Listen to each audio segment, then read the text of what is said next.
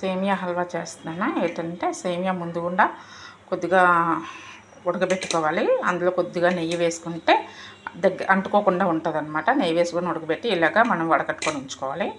ఇంకా నెక్స్ట్ ఏంటంటే కొద్దిగా పంచదార వేసుకొని మనము కొద్దిగా వాటర్ వేసి కొద్దిగా పాకం పట్టుకోవాలన్నమాట. ఎక్కువ కాదు, జస్ట్ లైట్గా చిన్న తీగ పాకంలాగా వస్తే సరిపోద్ది. ఇంకా నెక్స్ట్ ఏంటంటే జీడిపప్పు, కిస్మిస్, దోసపప్పు ఇవి అందులో వేయాలి.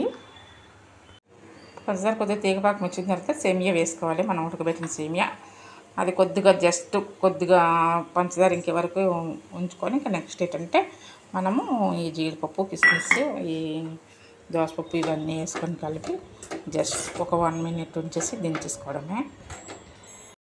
మనకి సేమియా హల్వా కంప్లీటెడ్. మనం దించే ముందు కొద్దిగా 2 spoons నెయ్యి వేసుకుంటే మనకి స్మెల్ బాగుంటుంది, టేస్టీగా ఉంటుంది అన్నమాట. సేమియా హల్వా కంప్లీటెడ్ అయిపోయింది. Okay, thank you.